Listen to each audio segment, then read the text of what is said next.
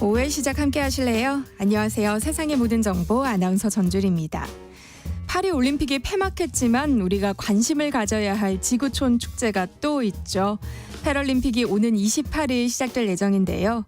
이번 파리 올림픽과 패럴림픽에선 선수들의 경기력만큼 주목받은 기술이 있다고 합니다. 사고로 하본 시민이 마비된 프랑스의 한 패럴림픽 선수가 두 발로 직접 걸으며 성화봉송에 나섰는데 그 뒤엔 웨어러블 로봇이 있었다고 합니다. 인간의 노력에 기술의 발전이 더해졌을 때 어떤 기적 같은 일이 일어나는지 직접 보여준 사례가 아닐까 싶은데요. 오늘 IT 연구소 코너에선 웨어러블 로봇의 현 주소를 살펴보는 시간 마련했습니다. 최근 서울과 수도권을 중심으로 집값이 들썩이면서 내 집 마련은 어떻게 해야 하는지 고민하시는 분들 많으실 텐데요. 짠테크 SOS 돈 되는 라디오에서는 신혼부부의 내 집 마련 전략 알려드릴 예정이니까요. 궁금한 분들 계속해서 함께해 주세요. 저희 방송은 KBS 1라디오 유튜브 채널을 통해서도 실시간으로 시청 참여하실 수 있습니다. 많은 관심 부탁드리면서 KBS 세상의 모든 정보 지금 시작합니다.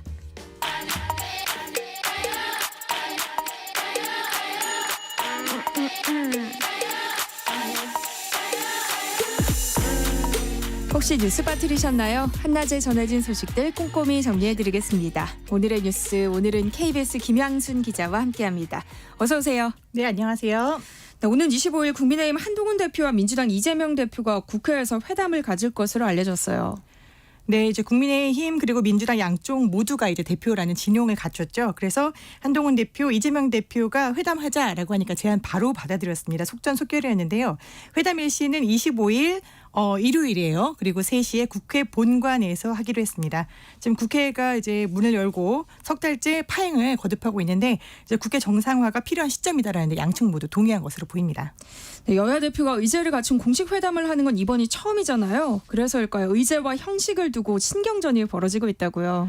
네, 민생 법안이라도 좀 어떻게 타결해보자라는 의지 계속 양측이 드러내고 있었거든요. 이제 마지막 양쪽의 당대표가 회동을 한 게 2001년에 이준석 국민의힘 대표하고 그다음에 송영길 민주당 대표였어요. 되게 오래됐죠. 네. 네, 이재명 1기 체제에서는 국민의힘이 비대위 체제로 운영이 됐었거든요. 그러다 보니까 당대표의 회동 자체가 성사가 안 됐었어요. 그래서 이번에 어떻게 보면은 양측이 처음으로 이제 만나는 건데 이 회담의 형식을 어떻게 할 것이냐, 뭐 둘이 독대를 할 것이냐, 네. 아니면 실무자를 배석해가지고 뭐 본격적으로 조율을 할 것이냐, 그다음에 의제는 그럼 뭘로 할 것이냐 아직까지 정해지지 않았고요. 그다음에 이거 일회성 회담으로 할지 아니면 예전처럼 양쪽의 당 대표가 계속 정기적으로 회담을 이어갈지도 아직은 미정입니다. 근데 중요한 거는 보통 이제 처음에 만나면은 오찬을 하거나 만찬을 하거나 밥을 네. 먹으면서 이렇게 좀 부드럽게 풀어가 보잖아요. 근데 3시로 정했다라는 거는 우리 밥 먹지 말자, 실무 회담을 해보자라는 의지로도 좀 읽히고 있습니다.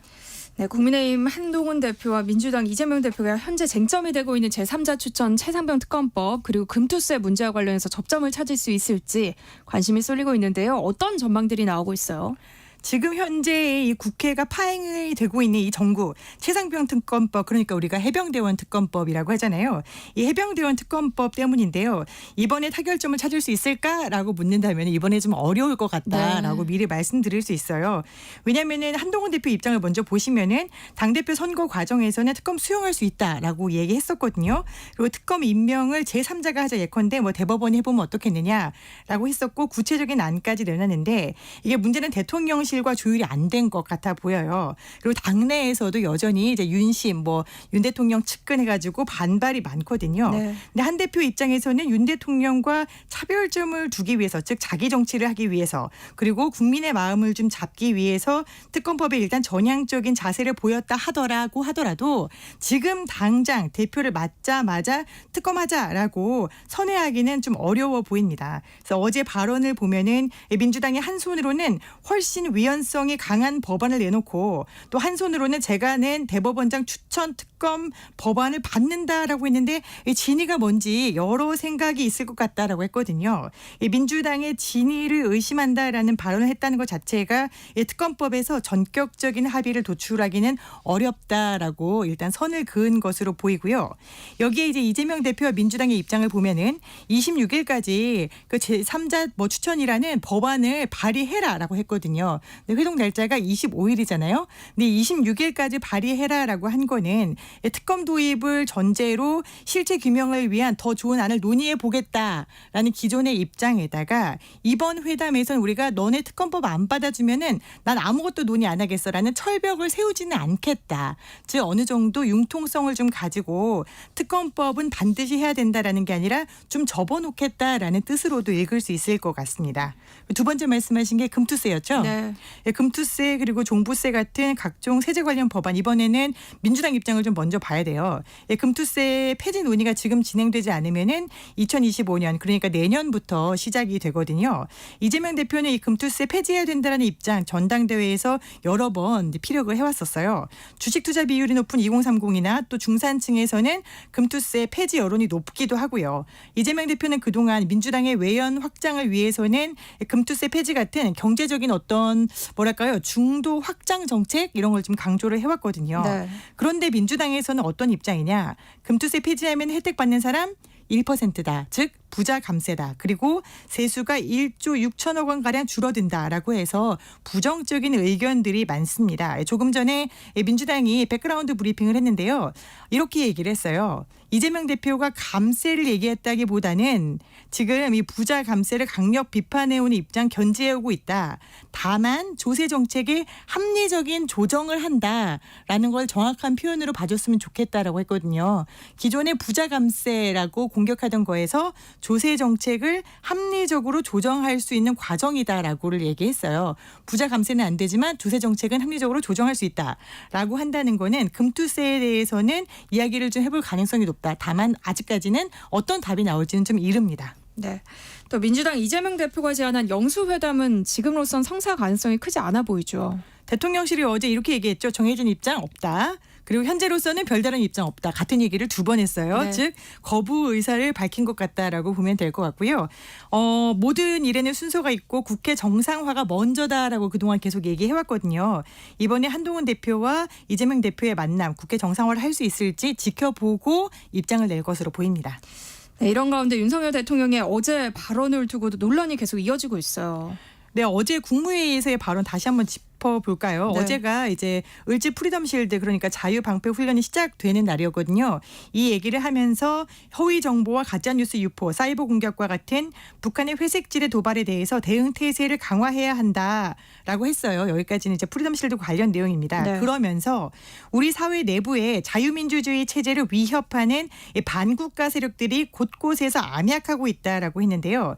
이 반국가 세력이 우리 사회 내부에 있다라는 얘기죠. 그럼 이 반국가 세력이 누구냐라는 게 당연히 질문으로 떠오를 텐데 여기에 대한 설명은 없었고 북한이 개전 초기부터 이들을 동원해서 폭력, 여론 조성, 뭐 선전선동으로 할 것이다라고 만약에 전쟁이 일어난다면은 이 반국가 세력이 큰 위협이 될 것이다라고 이렇게 부연을 했단 말이죠. 자, 그럼 여기서 좀 짚어봐야 될 게 상황적인 맥락이에요.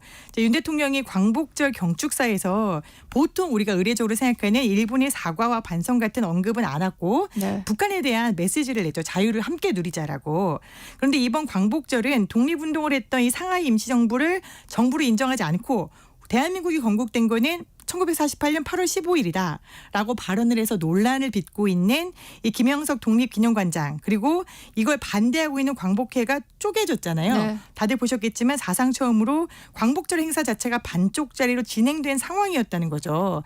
이 상황에서 윤 대통령이 반국가 세력이라고 한다는 거는 혹시 건국절을 반대하는 세력을 지칭하는 거 아니냐라는 의문이 들 수 있다는 거고요. 두 번째는 앞서 말씀하셨던 대로 반국가 세력이 존재를 하느냐라는 여부입니다. 취임 첫 해부터 반국가 세력이라는 용어 대통령이 사용했는데요. 이게 상당한 논란을 불러일으켜 왔었어요.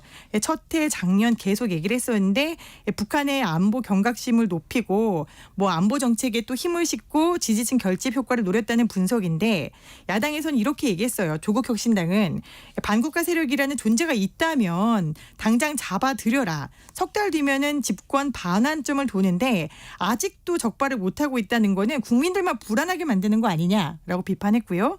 또 박찬대 더불어민주당 원내대표 대표는 오늘 대책회의에서 친일 매국 자태로 국민적 지탄을 받자 앞서 얘기한 광복절의 맥락을 짚은 거죠. 또 색깔론을 불러내서 상황을 모면해 보겠다는 거냐. 왜 국민을 갈라치게 하냐라고 또 비판을 했습니다. 네, 이렇게 윤 대통령의 반국가 세력 발언을 두고 여러 해석이 잇따르자 대통령실이 입장을 밝혔어요. 네, 대통령실은 앞서 우리가 얘기했던 상황적인 맥락, 즉 건국절 논란과 연계시키는 건 지나치다. 특정 단체를 겨냥한 게 아니다. 북한의 위협과 관련된 발언이다라고 선을 그었습니다. 즉 헌법에 위배하는 자유민주주의를 위협하는 반국가 세력일 수 있다라는 뜻이고 오직 북한에 대한 안보 관점으로만 봐달라라고 이 사태를 지금 정리하고 있는 모양새입니다. 네, 한낮의 교양 파트너 지금 여러분께서는 세상의 모든 정보와 함께하고 계십니다. 네, 다음 소식 살펴볼까요? 이면택 대한의사협회 회장이 간호법을 재추진한다면 정권 퇴진 운동에 나서겠다는 입장을 밝혔어요. 이 간호법 이게 재추진이라고 말씀하셨잖아요. 네. 작년 4월에 국회 본회의를 통과했었는데 5월에 윤 대통령이 거부권을 행사했거든요. 그래서 폐기됐었던 법안입니다. 근데 당시에 이제 폐기됐었을 때 의사협회에서 굉장히 강하게 반대했었던 거예요. 네. 간호법이 시행되면은 간호사들의 업무 영역이 넓어지고 또 각종 검사, 처치, 수술에도 참여할 수 있게 되기 때문인데요. 이것과 관련해서 이면택 대한의사협회장이 22일까지 정부 여당이 간호법의 입법을 중단하지 않으면 모든 방법을 총동원해서 정권 퇴진 운동을 하겠다라고 굉장히 세게 어제 기자회견을 했습니다. 네. 네, 의협회장이 이렇게 세게 나가는 이유는 의사들의 반대가 그만큼 거세기 때문인데요. 일단 경기도 의사회가 먼저 나섰어요. 상황이 이 지경까지 온 거는 이면택 회장의 직무유기다. 이거 간호법 못 막으면은 이면택 회장이 즉각 사퇴해야 된다라고 압박하고 나섰습니다. 네, 의료 공백이 6개월째 이어지고 있는 상황에서 이런 주장을 어떻게 봐야 할지 좀 의문이 드는데요. 간호법은 오는 28일 국회 본회의에서 통과될 가능성이 큰 상황이죠. 6개월 맞아요. 의대 정원 증원 발표 이후에 전공의들이 병원 떠난 지 벌써 6개월째입니다. 네. 이번 하반기 전공의 모집률도 매우 낮고요. 지금 그 자리를 간호사, PA 간호사 즉 임상 간호사들이 메우고 있는 형편인데 이 간호사들의 업무가 현재로서는 불법과 합법의 경계선상에 모호하게 놓여져 네. 있어서 지난해 대통령이 거부권을 행사했던 때와는 상황이 또 사뭇 달라져서 이번에는 통과할 가능성이 높고요. 또 여야가 합의하고 있는 쟁점 없는 민생 법안에 해당되기도 합니다. 네, 오늘 국회 행정안전위원회에선 세관이 연루된 마약 밀반입 사건 수사 외압 의혹과 관련해서 청문회가 열린다고요. 네, 지난해 영등포경찰서가 이 필로폰을 말레이시아에서 국내로 밀반입하는 조직원을 검거했는데 이 과정에서 공항 세관 직원이 가담했다라는 진술을 확보했어요. 이게 이른바 세관 연루 혐의인데 자 그러면 수사하면 되지 왜 국회 청문회까지 여냐라고 의문을 가지실 겁니다. 근데 당시 수사팀을 이끌었던 경찰이 언론 브리핑을 앞두고 공식 지휘 계통이 아닌 경무관으로부터 관세청이 연루돼 있다는 문구를 삭제해달라는 외압을 받았다라고 밝히고 나섰기 네. 때문인데요. 특히 이 외압이 그냥 외압이 아니라 용산에서 알고 있다. 즉 대통령실을 얘기하는 거죠. 심각하게 보고 있다라고 얘기를 했어요. 그러다 보니까 이 외압이라는 게 대통령실이 마약 밀반입에 관여한 거 아니냐라는 의혹까지 일면서 이 사건이 일파만파 커졌어요. 이제 이후에 이 외압을 주장했던 경정은 인사 조치가 됐는데요. 이 사안이 과연 어떻게 된 건지 오늘 관련 청문회가 지금 열립니다. 네, 한편 가계부채에 대한 우려가 커지면서 정부가 수도권 지역 주택담보대출 규제를 강화하기로 했죠. 네, 조금 전 나온 소식이에요. 정부가 다음 달부터 수도권 지역에 대한 주담대 규제를 비수도권보다 더 강화하겠다라고 발표했습니다. 수도권 주택시장 지금 과열되고 있고 집값 계속 오르고 있다. 많이 네. 뉴스 들으셨잖아요. 2분기에도 가계대출이 13조 원이 넘게 증가를 했어요. 그래서 오늘 금융위원장이 은행장들을 만나서 가계부채 선제적으로 관리할 시점이다라고 이야기하고 대책을 내놨는데요. 다음 달부터 강화된 대출 규제가 시행될 예정이었는데 이 강화된 대출 규제 예정대로 시행하되 수도권에 대해서는 더 높이겠다라고 한 겁니다. 일단 다음 달 1일부터 2단계 스트레스 DSR이 실행되는데요. 이 은행권에서 수도권 주담대는 대출 한도를 결정할 때 스트레스 즉 가산 금리입니다. 이걸 1.2%포인트로 상향 적용하겠다고 밝혔습니다. 스트레스 금리라는 게 미래에 금리가 인상될 가능성을 미리 반영해서 금리를 높이는 건데 금리가 높아지면 당연히 대출 받는 사람들은 대출 금액이 줄어들 수밖에 네. 없는 효과가 나오겠죠. 지금 은행권 주담대에 0.38%포인트의 스트레스 금리를 적용하는 걸 바로 다음 달부터는 중에서는 비수도권은 0.75%포인트 그리고 수도권은 1.2%포인트가 되는데요. 이러면은 내가 소득이 5천만 원인데 30년 만기로 대출을 받을 경우에 금리가 4.5%다라고 하면은 현재는 3억 1,500만 원 정도를 빌릴 수가 있어요. 그런데 다음 달 1일부터는 내가 수도권에 있는 주택을 사려고 하는데 같은 조건이다라고 하면은 대출 한도가 4,200만 원이 수도권에서는 줄어들고요. 또 이게 강화되기 때문에 비수도권도 역시 2,700만 원 정도가 대출 금액이 줄어들게 됩니다. 근데 금융위원장은 여기에 더해서 필요할 경우에 대출 규제 적용 범위 확대하거나 추가 조처 검토하겠다고 밝혔는데요. 오르고 있는 수도권 집값 좀 잡아보겠다라는 의지를 표명한 겁니다. 네. 다음 소식 살펴보겠습니다. 오늘 새벽 북한군 한 명이 군사 분계선을 넘어 귀순했다는 소식이 전해졌어요. 지난 8일에 북한 주민 한 명이 한강하구 남부 중립수역 걸어왔다 기억하실 거예요. 12일 만에 북한군 한 명이 군복을 입고 하사입니다. 또 걸어서 귀순을 했습니다. 어디로 걸어왔냐면 강원도 고성 육군 22사단 관할 구역인 동부전선에 군사 분계선을 넘어왔는데 여기가 뭐 지뢰도 많고 막 이러잖아요. 근데 여기는 그 전에 남북 간 통행로였던 동해선 도로가 있었고요. 이 동해선 도로 옆에 오솔길이 나 있었습니다. 이걸 따라서 이제 귀순한 걸로 보이는데요. 우리 합동참모본부가 그동안 북한군 동향 계속 추적해 왔는데 최근에 북한이 비무장지대에 이제 폭염이잖아요. 작업을 무리하게 시키면서 지뢰를 매설하면서 이 지뢰가 폭발해서 폭사하는 영상도 나오고 했었잖아요. 그런 것 때문에 아마 귀순한 게 아닐까라고 보고 있고 구체적인 귀순 경로와 경위는 차차 조사가 진행될 것으로 보입니다. 네. 화제를 좀 바꿔보겠습니다. 미국 대선이 70여일 앞으로 다가왔는데요. 해리스 부통령의 대관식이 될 민주당 전당대회가 개막했다고요. 네, 지금 시카고는 완전 축제 분위기예요. 시카고에서 열리고 있는데 카멀라 해리스 현 부통령 다음 대선 후보 출정 공식 후보가 됩니다. 바이든 대통령, 오바마, 클린턴 등 전 현직 대통령이 총출동해서 지원 사격하고요. 여성 대통령 후보였던 힐러리 클린턴 전 국무장관 그리고 미셸 오바마 여사도 지원 사격에 나섭니다. 현재 시각 22일에 후보 수락 연설하는데요. 활용 점정을 찍고 지금 현재 또 해리스 후보에 대한 지지세가 들불처럼 번지고 있어서 상당하게 즐거운 분위기가 진행되고 있습니다. 네, 오늘의 뉴스 여기까지 하겠습니다. 김양순 KBS 기자와 함께했습니다. 고맙습니다. 네, 감사합니다. KBS 1라디오 세상의 모든 정보 함께하고 계신 지금 시각은 12시 37분입니다. 이 시각 교통정보 알아봅니다. 구 태풍 종다리가 우리나라를 향해 북상하고 있습니다. 많은 비와 함께 바람도 강하게 불 것으로 예상되는 만큼 안전에 각별히 신경 쓰셔야겠습니다. 오전 내내 사고가 잇따랐는데 지금도 곳곳으로 사고 구간이 많습니다.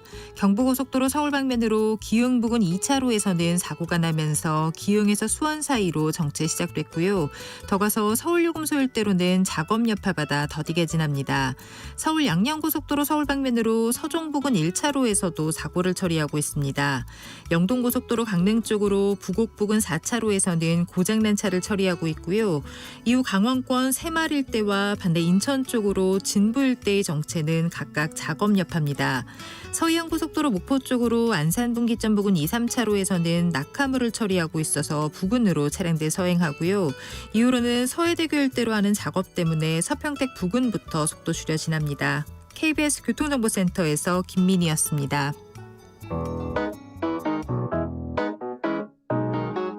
세상의 모든 정보는 청취자분들의 관심과 참여를 기다립니다. 방송 들으시면서 궁금한 점이 있거나 의견 공유하고 싶은 분들 계시면 문자 보내주세요. 추첨을 통해 모바일 쿠폰 보내드리겠습니다. 참여하실 번호는 샵 9730이고요. 짧은 문자 50원, 긴 문자 100원의 이용료가 부과됩니다. 콩 게시판을 통해서는 무료로 참여하실 수 있고요. KBS 1라디오 유튜브 채널을 통해서도 실시간으로 시청 참여하실 수 있습니다.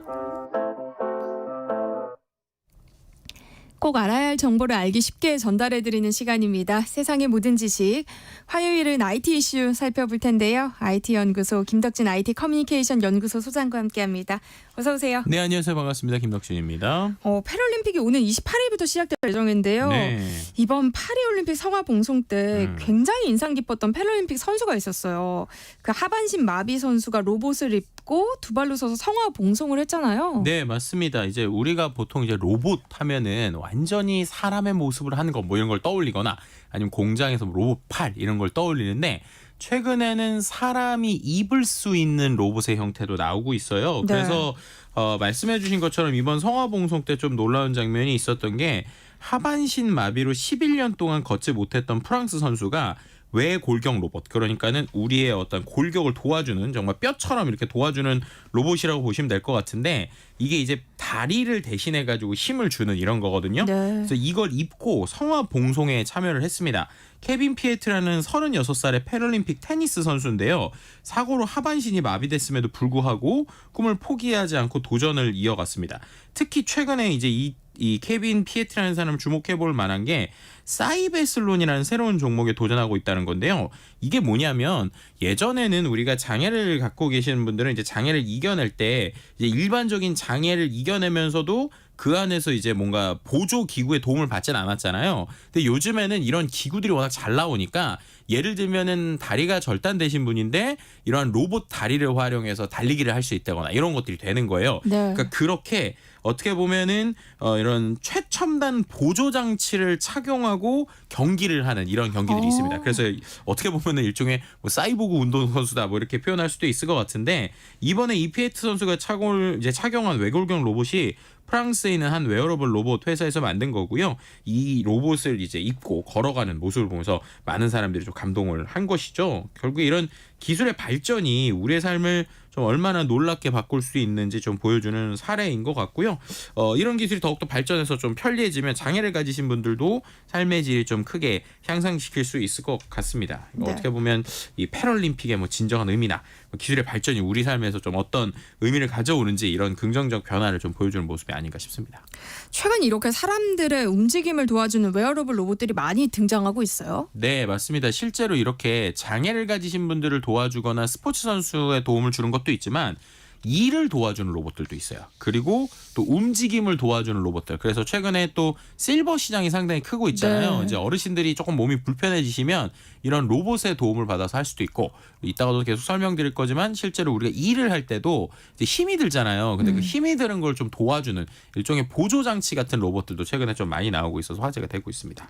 그러니까 일할 때 우리의 움직임을 돕는 웨어러블 로봇이 있다는 거잖아요. 네. 그건 어떤 형태인 거예요? 그러니까 여러 가지 형태들이 있는데, 일단은 가장 많이 좀 있는 걸 좀 설명을 드리면요.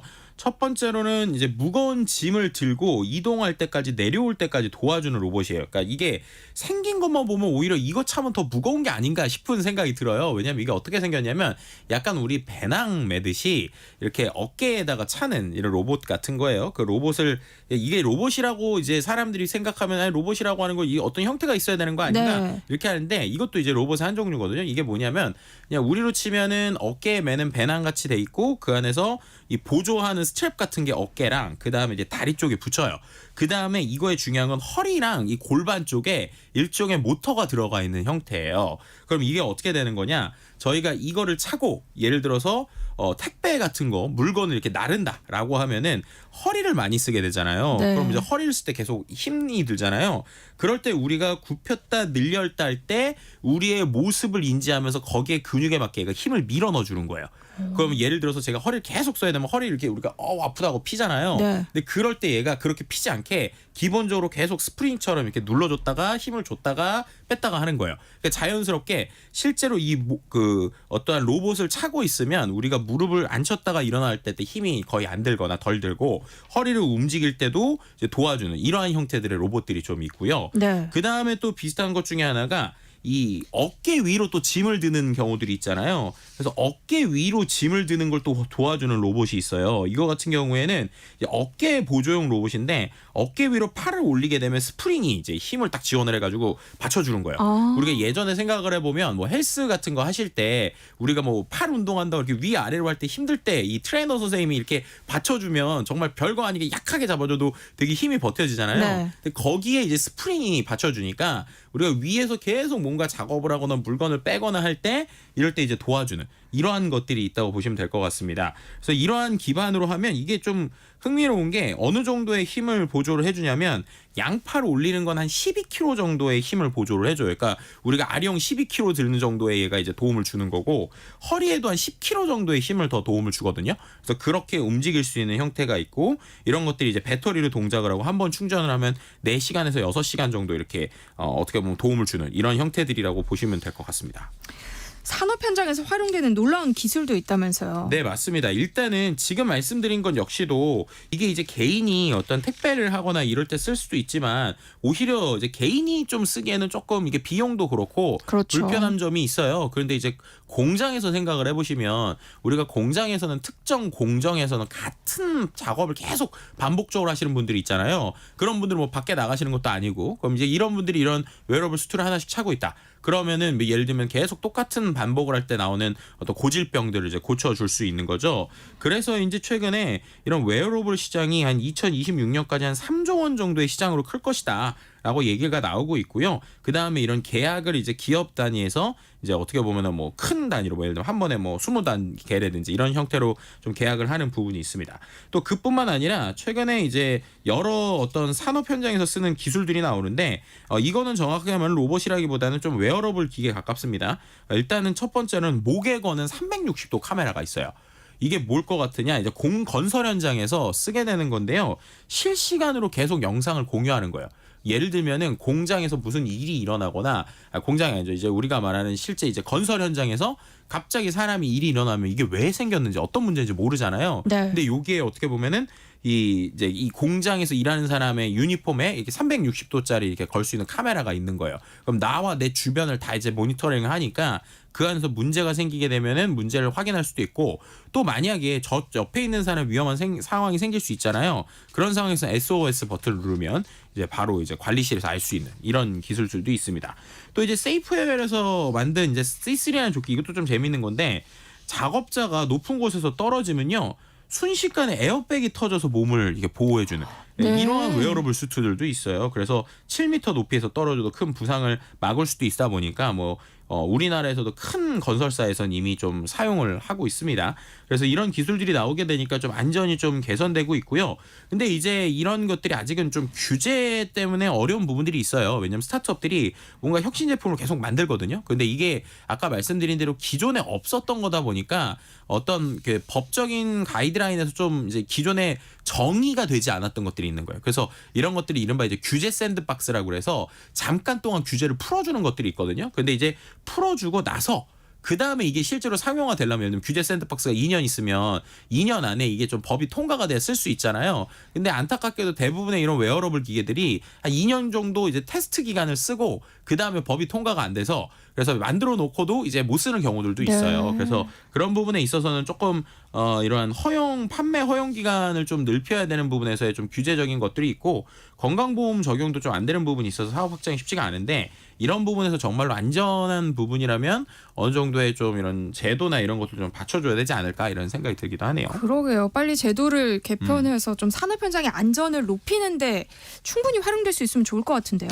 네. 또 환자들이나 몸을 다치신 분들을 위한 로봇도 나오고 있다고요. 네, 뭐 여러 가지가 있지만 전 이게 되게 인상적이었는데요. 뭐냐면 의수인데 손가락 의수를 만드는 거예요. 이게 이제 우리나라에서 되게 이슈가 됐었고 또 이번에 CES에서도 이슈가 됐던 게 마이크로소프트의 CEO인 사티아 나델라 회장이 실제로 이 회사에 찾아갔습니다. 찾아가서 이거 진짜 괜찮다고 이 기술에 대해서 토론을 이제 CES에서 했거든요.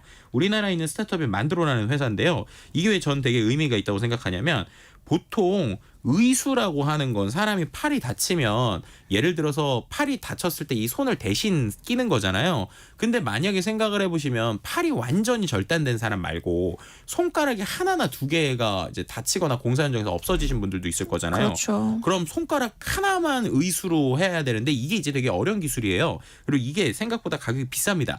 근데 우리나라에서 이거를 해외 대비 20분의 1 가격 수준으로 낮춘 거예요. 그래서 예를 들면은 원래는 보통 이 손가락 하나만 해도 1,000만 원 정도가 들고 의수하는데 4천에서 5천만 원이 들거든요. 네. 그런데 이 회사 같은 경우에는 부품 국산화 자체 기술을 해가지고 손가락 하나당 50만 원대예요. 그러니까 이제 실제로 손가락이 다치신 분들이 이걸 하는데 이제 저도 이걸 CS 현장에서 봤거든요. 어떻게 생긴 거냐면 예를 들어서 제가 뭐 검지 손가락이 없다. 라고 하면은 이 조끼, 그러니까 우리가 말하는 이 장갑 같은 형태를 끼워서 손가락을 이제 연결을 하고 그 다음에 이 없는 부분, 이제 검지 부분이 없으면 거기에 이제 로봇 손가락이 있는 거거든요. 그럼 이걸 컨트롤을 해야 되잖아요. 어떻게 하냐면 이 약지나 아니면 중지 같은 데다가 일종의 그 우리로 치면 반지 비슷한 걸 끼는 거예요. 그래서 반지 비슷한 걸 껴서 실제로 이 다른 손가락이 움직이는 움직임을 보고 거기에 맞춰서 얘가 똑같이 움직이는 거예요. 그래서 이거를 갖고 할 수 있는 게 아주 미세하게 할 수 있어요. 예를 들면은 펜을 짚고 글을 쓰거나 아니면 아주 얇은 신용카드 같은 거 있잖아요. 그런 것도 꽉 집어요. 그러니까 그만큼 이 기술이 실제로 좀 이슈가 되고 있고 이런 것들이 있다 보니까 좀 요즘에 이제 전 세계적으로 주목받고 있는 또 우리나라의 스타트업이라고 말씀드릴 수 있을 것 같습니다.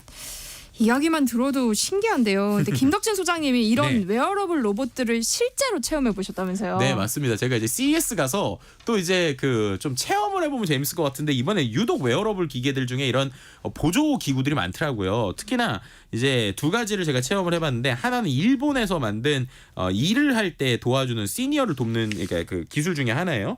이거는 이제 이노피스라는 건데 허리를 쓸 때 아까 말씀드린 기존의 것들은 뭔가 로봇이라서 뭐 충전도 해야 되고 전기도 써야 되고 그렇잖아요. 네. 얘는 공기식이더라고요. 공기 충전.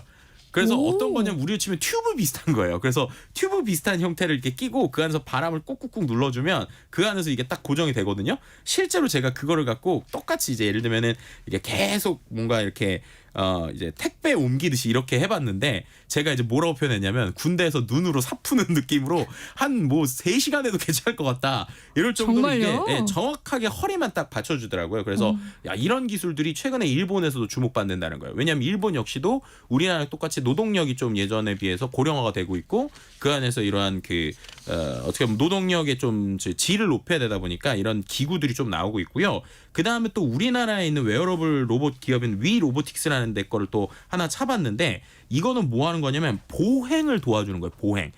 그 예를 걷는 들면 거요? 걷는 걸 도와주는 거예요. 네. 근데 어떤 거냐? 우리가 어르신들이 이제 걷는 능력이 좀 퇴화되거나 힘들 수가 있잖아요. 그쵸. 그러면 예를 들면 연습을 해야 되는데 이 연습을 어떻게 하냐면 실제로 이 로봇을 차게 되면요. 이거는 재밌는 게 아주 빠르게 걷게도 도와주고 힘들게 걷게도 도와줘요.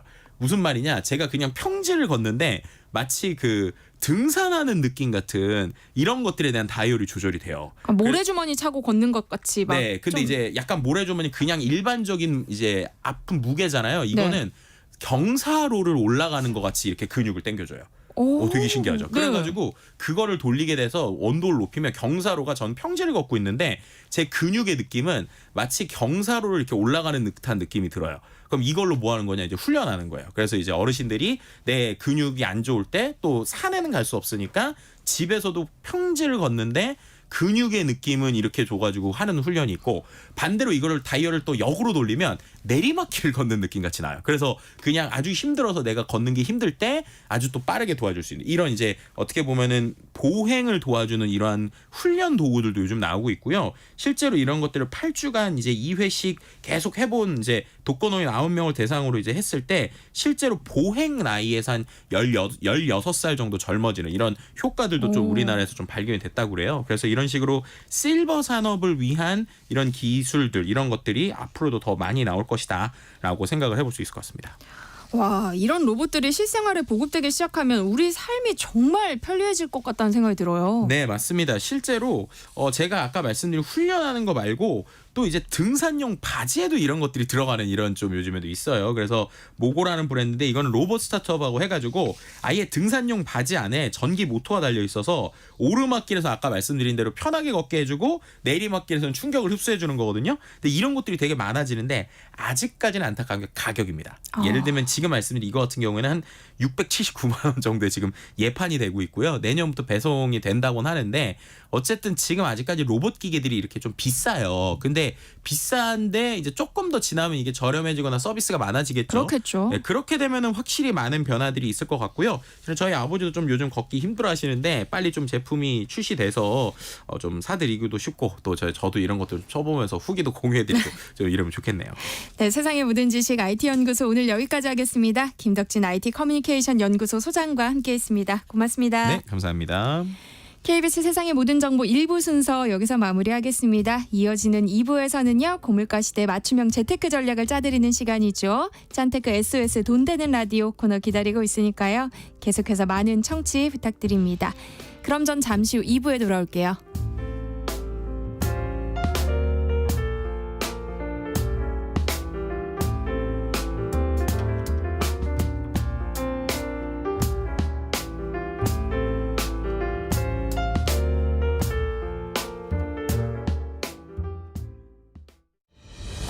(8월 22일) 오후 2시 공습 대비 민방위 훈련을 실시합니다.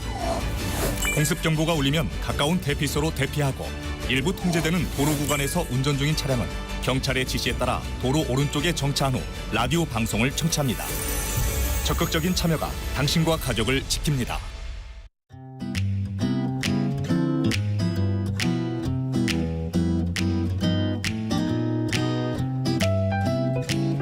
안녕하세요. 바른말 고운말입니다. 이스라엘과 하마스 간의 전쟁이 계속되고 있는 가운데 하마스의 정치 지도자 하니예가 이란에서 암살됐습니다.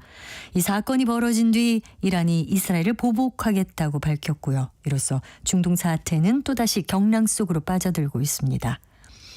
이와 관련된 보도 중에 미국 정부 관리들을 인용해 이란이 수요일 내 이스라엘을 공격할 가능성이 있는 것으로 보고 미국도 대응할 준비를 하고 있다라는 기사가 있었습니다. 흔히 보도 내용 중에 자주 나오는 표현이 여기에도 있었죠. 바로 미국 정부 관리들을 인용해라는 부분입니다. 동사 인용하다는 남의 말이나 글을 자신의 말이나 글 속에 끌어 쓰다라는 뜻으로 성경에서 한 구절을 인용하다 또는 그는 권위 있는 학자의 이론을 자신의 논문에 인용해서 자신의 견해가 정당하다고 주장했다처럼 쓸 수 있습니다. 그런데 인용하다는 동사는 인용하는 대상이 밝혀져야 하기 때문에 인용하다 앞에는 말이라든지 글 또는 구절과 같은 표현이 꼭 들어가야 합니다. 따라서 앞서 말씀드린 기사에서처럼 미국 정부 관리들을 인용해가 아니라 미국 정부 관리들의 말을 인용해라고 해야 올바른 표현이 되지요. 기사에 이런 표현이 자주 나오는 건 아마 기사를 작성할 때 잘못된 표현을 계속 쓰다 보니까 화석화됐기 때문이 아닌가 싶습니다. 잘못된 표현은 하나하나 제대로 고쳐나가는 것이 바람직하겠죠. 바른말 고운말 아나운서 변희영이었습니다.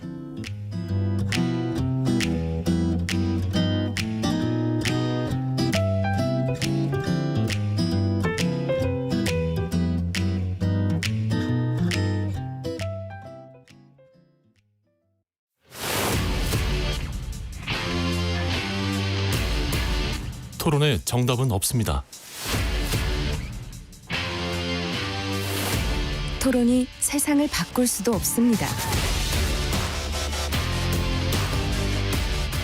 하지만 질문은 새로운 세상을 만들 수 있습니다. 질문으로 올바른 세상을 만드는 첫걸음. 평일 저녁 7시 20분 KBS 열린 토론.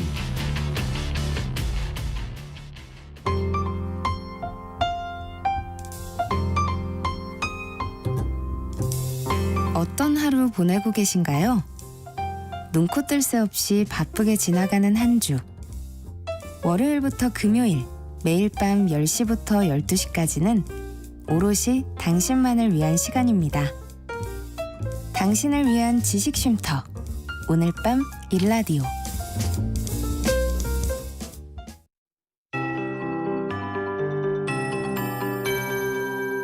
KBS 58분 날씨.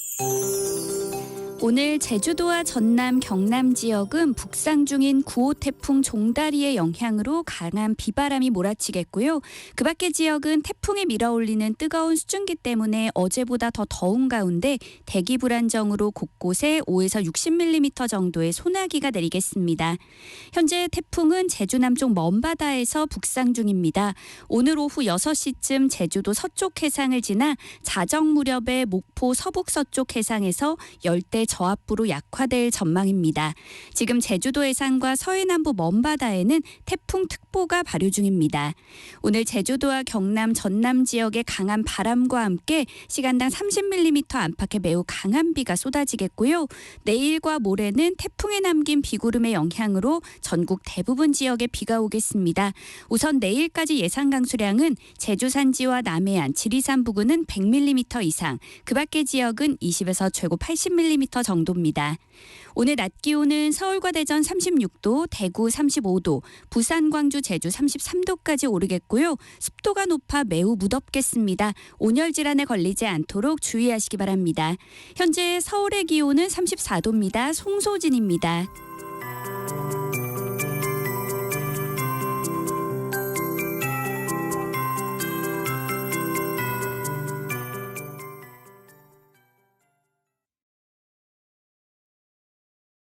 정성을 다하는 국민의 방송 KBS가 한시를 알려드립니다. AM 711kHz, FM 97.3MHz, KBS 1라디오입니다. HLKA.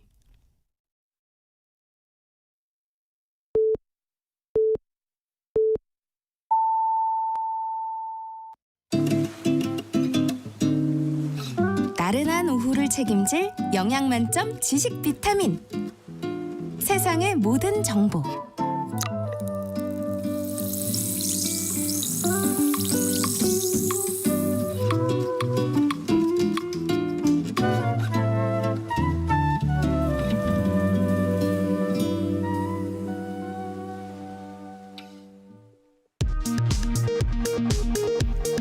이 시각 라디오 정보센터 뉴스입니다. 정부 여당이 전통시장 등에서 쓸 수 있는 온누리 상품권의 내년 발행 규모를 역대 최대인 5조 5천억 원 수준으로 편성했다고 밝혔습니다. 또 전기차 구매 보조금도 늘리기로 했습니다. 더불어민주당이 국민의힘 한동훈 대표가 제안한 제3자 추천 방식의 해병대원 특검법을 받겠다고 밝힌 데 이어 민주당 장경태 의원은 국민의힘이 주장하는 제보공작 의혹도 수사 대상에 포함하는 데 찬성한다고 밝혔습니다. 정부가 다음 달부터 수도권 지역에 대한 주택담보대출 규제를 비수도권보다 더 강화하겠다고 발표했습니다. 수도권 주택시장이 과열되며 2분기에도 가계대출이 13조 원 넘게 증가한 데 따른 조처입니다. 냉방기기 사용이 늘면서 어제 오후 6시 최대 전력 수요가 95.6기가와트를 기록하며 국내 최대 전력 수요 기록을 또다시 갈아치웠습니다. 여름 기록으로만 보면 올해 들어 5번째 최대 전력 수요 경신에 해당합니다. 지금까지 라디오 정보센터 뉴스 정한나였습니다.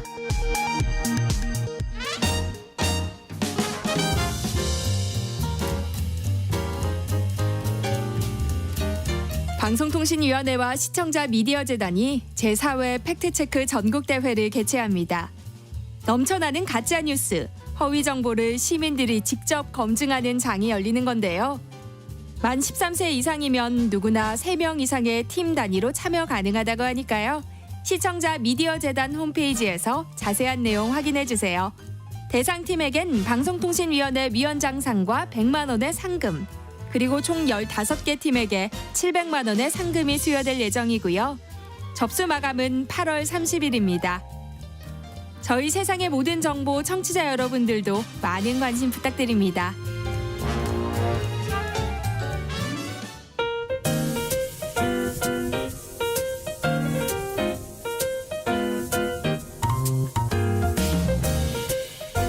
정신없이 바쁜 하루, 지금 우리 주변에서 벌어지고 있는 사건 사고 소식들 한숨 돌리며 살펴보시죠. 하프타임 뉴스 임선우 뉴스캐스터와 함께합니다. 어서 오세요. 안녕하세요. 요즘 다시 코로나가 유행하면서 마스크 쓰고 다니시는 분들 많이 늘었던데요. 유행세가 어느 정도예요? 네, 꺾이지 않는 무더위의 기세와 함께 코로나19 확산세도 계속되고 있습니다. 입원 환자가 빠른 속도로 늘고 있는데요. 전문가들은 표본 감시 추세를 봤을 때 실제 보이는 것보다 훨씬 많은 확진자가 있을 것으로 보고 있습니다. 방역당국도 최근 2년간 여름철 유행 추세를 분석했을 때 이달 말쯤에는 주당 35만 명까지 발생할 것으로 예상하고 있는데요. 더군다나 방학이 끝나고 본격적인 등교가 시작되면서 학교를 중심으로 유행이 더욱 가속도가 붙을 것으로 전망됩니다. 실제로 요즘 학교 앞 풍경도 수년 전 코로나가 유행했던 때와 꼭 닮아 있는데요. 새학기 첫날 무더운 날씨에도 마스크를 쓰고 등교하는 아이들이 보이고요. 따로 마스크를 챙겨주는 학부모들은 폭염에 혹여 아이가 마스크를 벗을까 계약이 부담스럽기도 합니다. 올해 코로나로 입원한 아동과 청소년은 모두 850여 명에 달하고 이 가운데 17%가 지난 3주 동안 집중됐는데요. 불청객 소식에 교육당국은 계약 대비 감염 예방 수칙을 긴급 배포하기도 했습니다. 고열이나 기침 같은 증상이 나타난 학생은 등교하지 않도록 권고하고 진료 확인서나 의사소견서를 제출하면 출석을 인정하도록 했습니다. 학교들도 자체 방역에 분주한 모습인데요.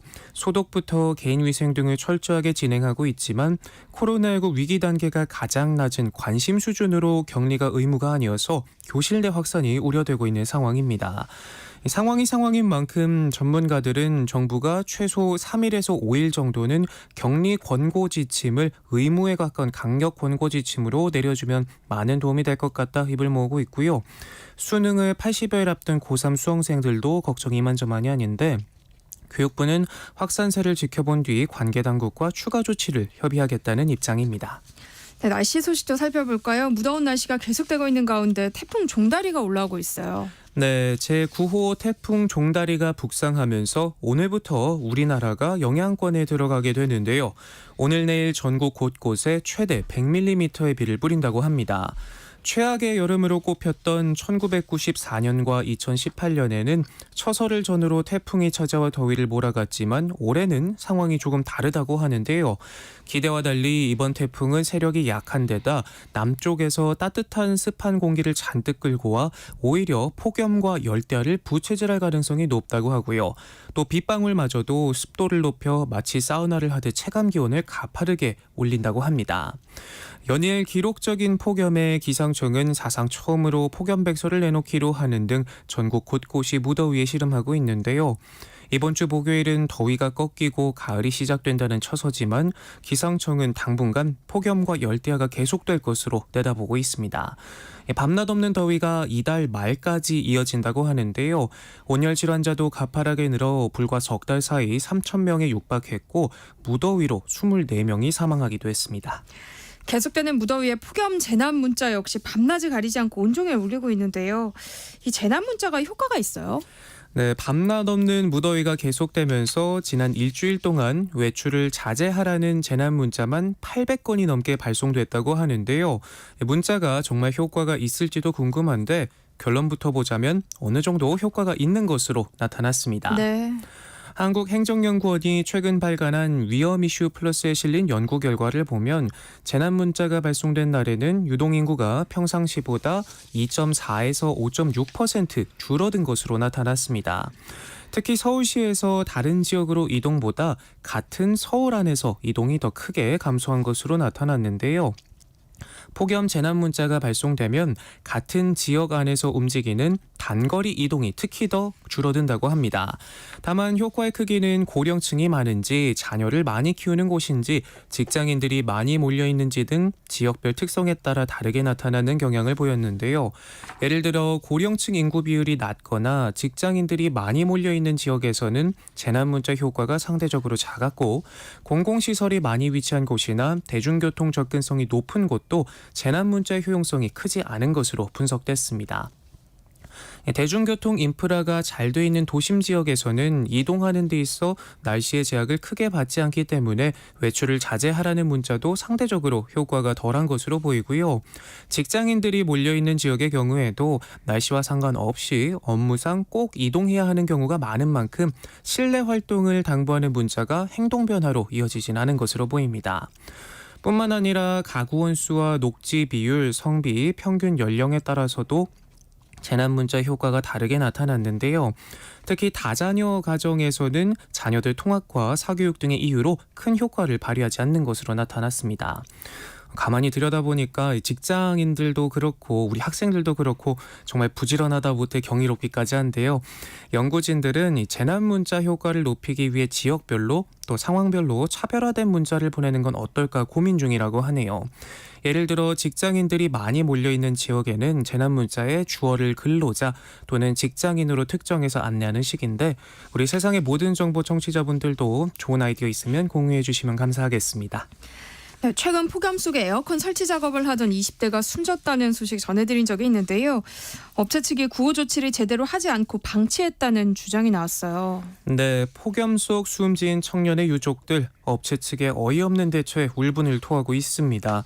먼저 당시 상황을 다시 한번 짚어드려 보면 청년은 중학교 급식실에서 에어컨 설치 작업을 했는데 이날 기온은 35도까지 치솟을 만큼 무더웠는데도 불구하고 선풍기 하나에 의존한 채 작업을 했다고 합니다. 한참을 일하던 청년은 어지러움을 호소하다 결국 쓰러져 급히 병원으로 옮겨졌는데 몸이 얼마나 뜨거웠는지 체온 측정마저 안 됐다고 하고요. 심폐소생술과 응급처치를 했지만 결국 3시간 만에 숨을 거뒀습니다. 유족들은 업체 측이 쓰러진 피해자를 햇볕에 1시간 가까이 방치하고 구호 조치도 제대로 하지 않았다고 주장했는데요. 심지어 화단에 쓰러진 모습을 사진으로 찍어 가족에게 보내면서 직접 데려가라고까지 했다고 합니다. 네. 여기서 그치지 않고 기저질환 등을 언급하면서 개인의 문제로 돌려 책임을 회피하기까지 했다고 하는데 한참 지나고 나서 어머니에게 다시 연락해 119에 신고해도 되겠느냐 묻고 그제서야 신고를 했다고 합니다. 또 사망 당시 아르바이트생이라고 전해진 것에 대해서도 유족은 사실과 다르다고 주장했는데요. 회사 측과 월급 300만 원의 정규직 계약을 통해 입사했지만 첫 출근 당시 서류 부족으로 근로계약서는 작성하지 못했고 산업안전교육이나 폭염 관련 교육도 받지 못했다고 말했습니다. 유족들은 사망 일주일째인 이날까지 장례를 미룬 채 엄벌을 촉구하고 있는데요. 현재 하청업체와 원청업체를 중대재해처벌법 위반, 산업안전보건법 위반 혐의로 고발한 상황입니다. 네, 다음 소식 살펴보겠습니다. 코카인 원료를 국내로 들여와서 가공 유통하려던 일당이 붙잡혔는데요. 그 양이 어마어마하다고요. 네, 압수한 코카인은 모두 60kg, 무려 200만 명이 투약할 수 있는 양인데요. 금액으로 환산하면 1,800억 원 상당으로 유통 과정에서 적발된 사례 가운데 국내 최대 규모라고 합니다. 캐나다 범죄 조직에서 고위급으로 활동한 마약 공급책 1명, 코카인을 거래하려던 한국인 판매책 2명이 붙잡혔는데요. 캐나다 국적의 공급책은 선박을 이용해 코카인을 밀반입했는데 특유의 냄새를 감추기 위해 코카인을 액체 상태로 만들고 특수물질을 섞어 선박에 실는 치밀함까지 보였다고 합니다. 그리고 지난 4월부터 6월 사이 강원도에 있는 창고에서 화학 전문가로 알려진 콜롬비아 조직원들을 통해 고체 상태로 가공한 것으로 조사가 됐고요. 붙잡힌 공급책이 과거 미국과 캐나다에서 코카인을 밀반입하다 검거된 전력이 있고 압수한 코카인에 과거 캐나다에서 활동한 마약 조직의 영문 명칭이 각인돼 있다는 점에서 캐나다 범죄 조직이 연계된 것으로 경찰은 보고 있습니다. 해경은 캐나다 범죄 조직원이 직접 국내에 들어와 중남미, 미국 등 북미에서 유통되고 있는 코카인의 밀반입부터 가공, 유통까지 가담한 최초의 사건이라면서 압수한 코카인 양은 국내에서 검거된 사건 중 최대 규모라며 현재 코카인 가공 과정에 가담한 외국인 2명을 쫓고 있습니다. 지난 5월 경북 구미의 한 비탈길에서 차량이 보행자 4명을 덮쳐서 3명이 숨지는 사고가 있었는데요. 당시 운전자는 브레이크 고장을 주장했지만 국가수 감정에서 의외의 결과가 나왔다고요. 네, 부처님 오신 날인 지난 5월 15일 경북 구미의 한 사찰 앞 도로에서 벌어진 안타까운 사고였죠. 비탈길에 주차돼 있던 SUV 한 대가 방향을 꺾어 출발하더니 갑자기 좌우로 왔다 갔다 하며 내려가다 보행자 4명을 치고 도로 옆 개울에 빠진 뒤에야 멈춰섰는데 50대 여성과 60대 남성 부부 등 3명이 숨지고 1명이 크게 다쳤습니다. 부부 동반으로 사찰을 찾았다가 변을 당한 건데요. 이 가운데 남편과 아내 모두 사망한 부부는 딸의 결혼을 열흘 앞두고 사고를 당한 소식이 알려져 안타까움을 더했었죠. 사고 차량 운전자인 60대 여성은 시동을 걸고 브레이크를 밟았지만 작동하지 않았다고 경찰에 진술했었는데요.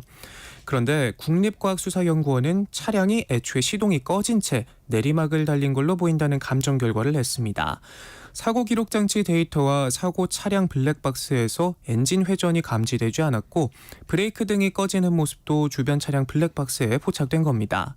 경찰은 운전자가 차 키를 반쯤 돌려 전원이 들어오자 시동이 걸린 것으로 착각하고 기어를 주행으로 바꾸면서 차가 움직인 걸로 파악했는데요. 검찰도 사고 운전자에게 과실이 있다고 보고 불구속 기소했습니다. 네, 요즘 K-팝 가수들의 인기는 국내를 넘어서 해외에서도 폭발적인데요. 그런데 이 팬덤 문화가 커지면서 부작용도 속출하고 있다고요. 네, 연예인들의 집 주소부터 전화번호에 가족 정보까지 돈만 주면 온갖 개인 정보를 살 수 있다고 하는데요. 이렇게 팔린 정보, 애교로 봐줄 팬심을 넘어 각종 범죄로까지 이어지고 있습니다. 단돈 2,000원이면 비공개 일정까지 모두 손에 넣을 수 있는데요. 이렇게 알아낸 정보로 수백 명이 공항에 몰리면서 밀고 막는 사이 아찔한 상황까지 벌어지기도 하고 표를 사서 출국장까지 따라오는 건 기본이고 같은 비행기에 올라타 스토킹을 하기도 합니다. 텔레그램이나 X 같은 SNS를 통해 정보 판매나 항공권 정보 등을 검색하면 관련 게시물이 수십 건씩 올라오는데요. 일정 금액을 입금하면 채팅방이나 다이렉트 메시지로 관련 정보를 보내주는 방식입니다. 비행 정보는 몇천 원 선이고 예약 번호 등 구체적인 정보일수록 20배가 넘는 추가 금액이 붙기도 하고요. 송금은 철저하게 익명으로 진행됩니다. 구입한 정보를 확인해보니 모두 사실이었고요. 여기서 그치지 않고 전화번호나 주소, 가족 정보도 돈만 주면 살 수 있습니다. 도를 넘은 불법 연예인 정보 거래에 끊임없이 걸려오는 전화는 애교 수준이고요. 주택 침입에 성추행 피해까지 나오고 있습니다. 쉬쉬하던 소속사가 법정 대응에까지 나설 수밖에 없는 이유인데요. 실제로 하이브는 지난해부터 대응 전담팀을 구성해 온라인상에서 소속 연예인 항공권 정보를 거래한 일당을 경찰에 고소하기도 하는 등 범죄를 낳는 정보 거래가 기승을 부리고 있습니다. 네, 마지막 뉴스인데요. 최근 충주시가 중앙경찰학교에 보낸 공문이 논란이 되고 있어요. 네, 전국에서 모여든 예비 신임 경찰을 교육하는 충주의 중앙경찰학교에선 교육생끼리 차를 나눠 타는 카풀 문화가 있는데요. 충북 충주시가 중앙경찰학교 학생들의 카풀, 그러니까 돈을 받고 차를 태워주는 행위를 금지해달라는 공문을 보내 논란입니다. 전국 각지에서 학생들이 모이는 만큼 카풀이 활성화돼 있는데 택시기사들의 민원을 받아 유상 운송을 막아달라는 취지에서 보냈다고 하네요. 조금 더 들여다보면 학생들이 자가용을 활용해 유상 운송을 한다는 신고가 접수됐다.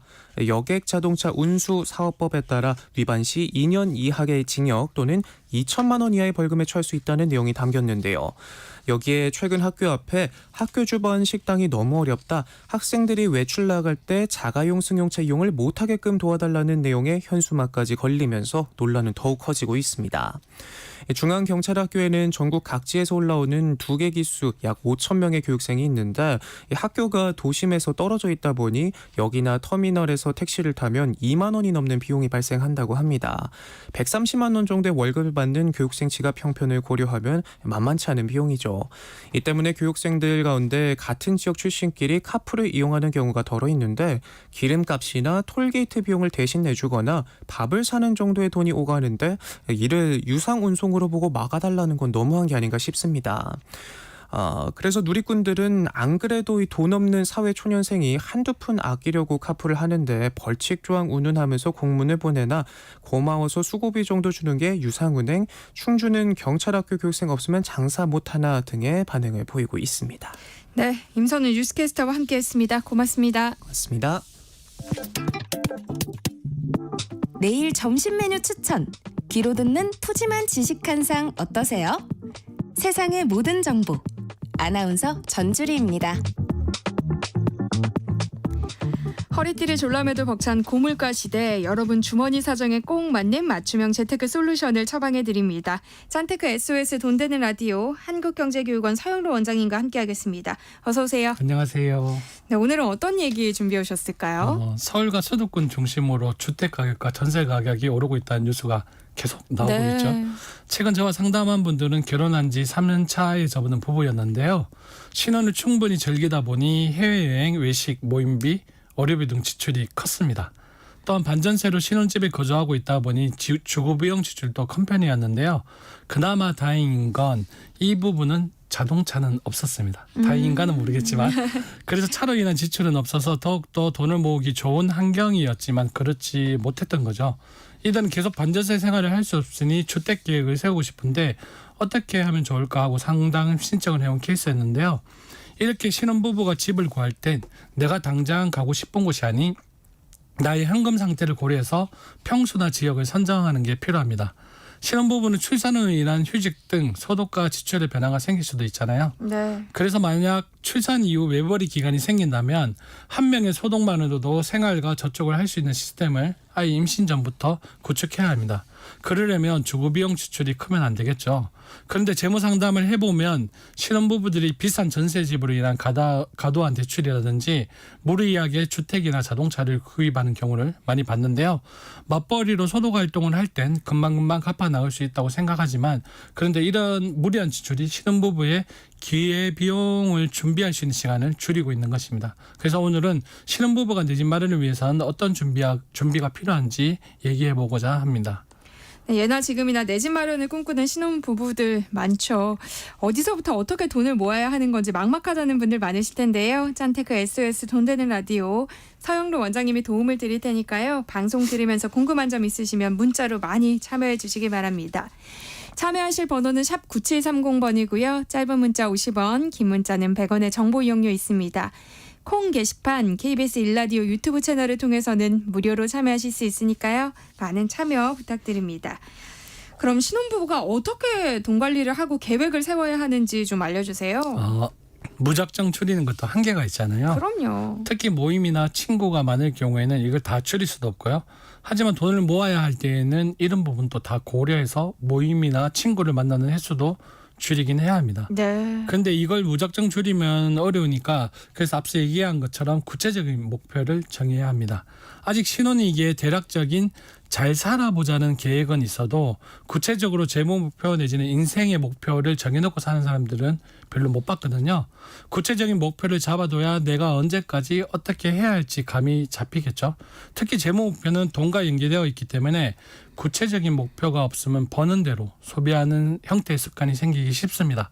각 개인의 재무 목표는 자라고 살아온 환경에 따라서 다를 수도 있지만 인생 전반적인 부분, 결혼을 하고 아이를 낳고 교육을 시키고 주택을 장만하고 노후를 맞이하는 인생 라이프 부분은 주기별로 공통적으로 발생되는 부분이기에 보편적인 인생 주기에 맞춰서 나의 환경에 따른 세부적인 계획을 세워야 합니다.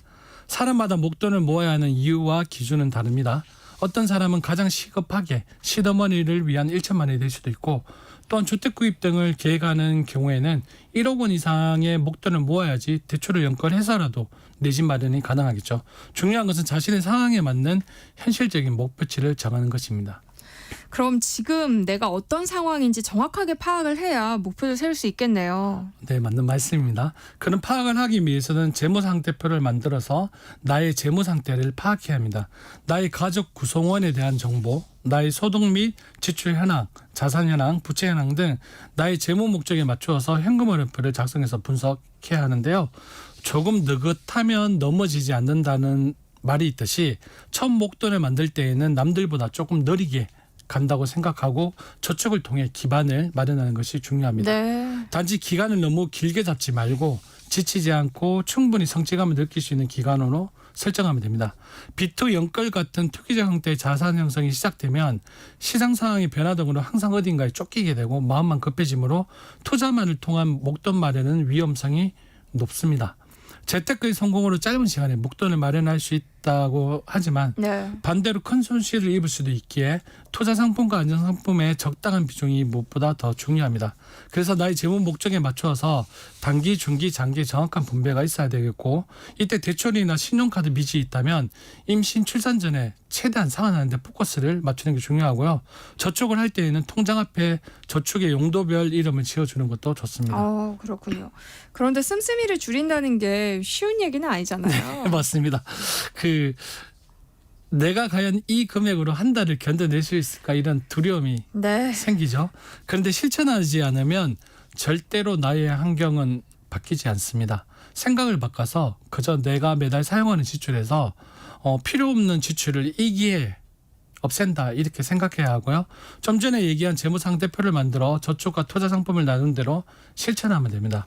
어떻게 돈을 불리느냐는 차후의 문제이고 먼저 가감하게 지출을 줄여야 하는데요. 그래서 매월 나가는 지출 중에 월세나 관리비, 세금 등 고정적으로 나가는 지출과 배달 음식이나 외식 등의 변동이 가능한 지출들이 있잖아요. 네. 이런 것들을 분류해가지고 이때 가계부를 이용하면 더욱 효과적으로 나의 지출을 살펴볼 수 있겠죠. 그래서 소비 중에서 꼭 지출하지 않아도 될 소비는 어떤 게 있었는지 직접 작성하며 다시 한번 되돌아보는 효과가 정말 중요합니다. 제가 이렇게 말하고 있지만 배달 음식을 끊으라는 것도 아니고 부부가 데이트를 하지 말라는 것도 아닙니다.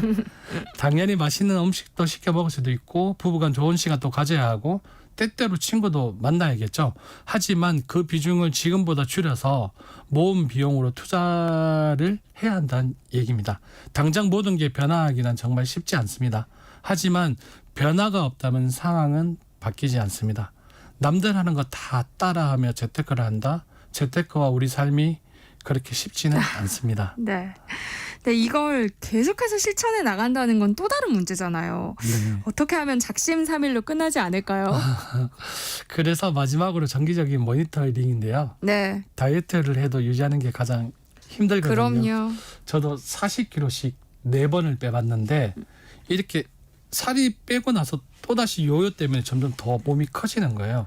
그래서 50대가 되니까 더 이상의 다이어트를 포기했었어요, 사실은. 그런데 소중한 사람이 다이어트를 한번 해보라 해서 마지막으로 살을 빼긴 뺐는데 네. 지금 다시 체저 대비 한 15kg 정도 쪄 있거든요. 그래서 지금 유지를 하고 있는 상태인데 재무 설계를 통해서 쓸데없는 지출을 줄이기를 시도하는 것도 다이어트만큼 힘듭니다.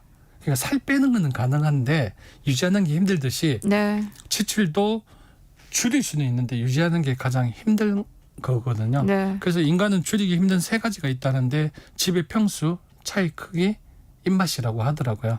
이렇게 다이어트처럼 요요 현상을 방지하려면 무엇보다도 급여를 받은 후에 저축과 투자를 무조건 최우선으로 하고 남은 돈으로 생활을 하는 걸 습관처럼 들여야 됩니다. 또한 체크카드를 사용하게 되면 계좌에서 돈이 즉각적으로 빠져나가는 것을 확인할 수 있어서 다음 급여 날까지 소비를 절제나 조절할 수도 있습니다. 그리고 혹시나 쇼핑으로 인해서 마음에 드는 물건이 생겼다면 일시불로 사지 못하는 금액의 물건이라면 조금씩 돈을 모아서 산다고 생각을 하고 일단 돈을 모아보는 습관부터 들여야 됩니다. 그렇게 돈을 모아 다시 사려고 했을 때에는 필요가 없어지는 경우도 종종 있거든요. 이렇게 지출에 요요가 벌어질 부분을 잘 헤쳐나가야 합니다. 그래서 3개월, 6개월, 1년 단위로 재무 설계한 대로 지출과 부채가 줄어들고 있는지 저축액은 쌓여나가는지 나의 금융 환경의 변화는 없었는지 등등 장기적인 점검을 통해서 체크를 해야 합니다. 그리고 상품 분배 중에서 저축 상품은 별다른 체크가 필요 없지만 우리가 중기 이상의 목표 자금에 대해서 정시펀드 등의 투자 상품을 활용해야 하는데요. 이런 투자 상품도 재무 설계 모니터링처럼 지속적인 모니터링을 해야 합니다. 네. 중기 이상의 목표 자금은 투자 상품을 활용하라고 하셨는데요. 중기라는 게 어느 정도 기간을 얘기하는 건지 또 어떤 상품들이 적절할지 좀 알려주세요. 보통 중기라면 3년에서 5년의 기간 등을 이야기하는데요. 네. 앞서 우리가 언급한 처음 목돈을 만들 때 저축이 좋다고 했잖아요. 이런 저축의 일본도로 준비하는 자금 등이 보통 단기, 중기 자금 중에 단기 자금에 속하는데요. 이런 1년에서 3년의 단기 자금으로 우리가 마련하는 제 목표 자금은 갑작스러운 상황을 대비한 비상금이라든지 정시펀드나 매월 몇 주씩 지적 투자하는 방식인데 아주 소액으로 금융과 투자 환경을 배워나가는 투자 경험 비용이나 신용카드 할부나 신용카드 대출이 있다면 갚아 나가는 용도의 자금이고 네. 이런 자금을 바탕으로 활용하는 중기 자금은 주택을 마련하거나 대출을 일부 중간중간 상환할 수 있는 시드머니 성격의 자금이나 나아가 투자나 재테크 상품의 기초가 되는 자금입니다. 참고로 저희 예를 들자면 저는 예전에 20대 후반에서 30대 중반까지 중기 자금의 목적 자체가 그 당시에 재개발 지역이죠. 재개발 지역이나 도시정비구역, 나중에 뉴타운 예정지로 바뀌었는데 뉴타운 예정지 지역의 빌라 투자 경매로 명확히 계획을 세우고 준비를 하고 실천을 했던 것 같습니다. 재무 설계에 있어서 재무 목표를 세우고 우리가 가로저축으로 준비를 해도 부족한 게 현실이죠. 그래서 적절한 투자 상품의 배분도 필요하고요. 저축이란 소비를 줄여서 아끼고 모아서 일정 부분을 적립하는 것이기 때문에 위험 부담은 없지만 투자는 미래의 불확실한 수익을 얻기 위해서 현재 내재된 가치를 보고 투입을 하는 것이기에 위험이 따르고 그 위험에 따른 수익이 발생하기도 하는 거죠. 그러므로 고객의 성향에 맞춰서 투자 비중을 조율해야 하는데요. 이런 위험 부담을 줄이기 위해서 분산 투자나 시간 투자를 하는 게 좋겠죠. 그리고 나서 나의 투자의 성향에 따라서 펀드의 유형이 바뀌는데 같은 펀드를 투자해도 사람의 투자 성향에 따라서 판매 시기가 달라집니다. 이자 소득 같은 안정적인 투자를 추구하는 안전추구형은 정기예금보다 높은 배당을 주는 고배당 상품으로 포트폴리오를 구성하는 방법이 좋고요. 일정 수준의 손실 위험을 감수할 수 있는 위험 중립형의 고객들은 주가 지수에 투자하는 인덱스형 상품에 투자하는 방법, 그리고 위험을 감수하면서 원금 보존보다는 높은 수준의 투자 수익 실현을 추구하는 적극 투자형의 고객은 개별 종목의 성장형 펀드에 투자하는 방법이 있죠. 또 투자 수익 극대화를 최우선 목표로 추구하여 이에 따른 손실 위험을 적극 수용하는 공격 투자형의 사람들은 그 해에 유행하는 부분을 잘 활용해서 투자를 하면 좋습니다. 또한 정부의 정책을 보고 투자를 한다면 정부의 코스닥 활성화를 첫 번째로 둘 수 있기에 코스닥 인덱스 펀드 등으로 구성하면 되고요. 여기에 채권과 주식 중 어떤 자산의 비중을 더 높게 두는가를 판단하면 될 것입니다. 이렇게 투자 상품 정리를 하고 나서는 내 집 마련에 대한 부분을 조금 더 비중을 두면 됩니다. 그렇군요. 내 집 마련을 꿈꾸는 신혼부부들에게 또 해주실 얘기가 있을까요? 결혼을 하고 내 집 마련을 하는 과정에서 대출은 필수적으로 따라옵니다. 사례자처럼 결혼과 그로 인한 주택 문제로 인해서 생긴 부채를 빨리 갚으려고 해도 전세금이 계속 올라가기에 갚아 나가도 부채가 팍팍 줄지 않습니다. 특히 우리가 지금 살고 있는 서울이 이런 현상이 크죠. 네. 이런 전세 가격의 인상과 내 집 장만이 늦어지면 결국에는 가계부에 마이너스 현금흐름을 보이고 계속 또 다른 대출만 발생하게 되어 있습니다. 여기서 내 집 마련에 나왔으면 새로운 대출이 또 들어오는 거죠. 이 과정이 대부분의 가정의 현실이고 흐름입니다. 결혼하는 순간부터 평생 은행과 종속되어 살아갑니다. 네. 그렇게 최근 신혼부부와 출산 가정에 대한 정부의 임대형 주택 등 제도가 많이 좋아졌거든요. 특히 모아둔 자산이 별로 없다면 부채를 지기보다는 처음에는 이 일을 잘 활용하면 어떨까 생각합니다. 아무리 부채가 싫어도 주택 관련 대출은 서민이라면 따라오기에 초기에 절대 무리하지 말고 부부의 생활비와 재무 목표를 고려해서 정해야 합니다. 특히 신혼부부는 앞으로 출산, 자녀교육, 은퇴 준비부터 준비해야 할 게 산더미인데 벌써부터 모든 지출이 대출에 쏠려 있다면 저축 자체를 아예 할 수 없게 됩니다. 더불어 돈도 묶이기 때문에 비상금조차도 만들 수 없어지기에 결혼 초반부터 위험한 상황에 노출될 수 있습니다. 부부가 동시에 줄여야 되는 이유를 알고 명확히 목표를 세워서 줄여야 합니다. 그리고 처음에 자산이 크게 없다면 소액 경매 등을 통해서 주거를 해결할 수도 있는데요. 네. 그래서 다음 시간에는 신혼부부들도 아니면 일반 부부들도 쉽게 시작할 수 있는 부동산 경매 입문 방법에 대해서 기초적인 부분을 좀 얘기를 해볼까 합니다. 마지막으로 한번 늘었던 소비는 정말 줄이기 힘들거든요. 애초에 소비를 늘리기 힘든 환경을 만드는 것이 좋다는 점 꼭 기억하셨으면 좋겠습니다. 다음 시간에 들어볼 부동산 경매 입문 이야기도 참 기대가 되네요. 오늘 내 집 마련 꿈꾸고 있는 신혼부부들이 꼭 알아야 할 목돈 모으는 법에 대해서 얘기 나눠보고 있는데요. 관련해서 궁금한 점 있으신 분들 문자 보내주시면 서영로 원장님과 함께 상담해 드리겠습니다. 노래 한 곡 듣고 올게요. 알켈리의 I Believe I Can Fly. 나가는 동안 많은 분들이 문자 보내주셨는데요. 4512님. 사업 실패로 자산은 없고 빚만 있습니다. 결혼식도 못하고 혼인신고만 하고 보증금 300 내고 월세살이 중인데요. 아이가 태어나면 안정적인 집이 있어야 할 텐데 방법이 없을까요? 일단 빚을 갚는 게 먼저인가요? 하셨어요.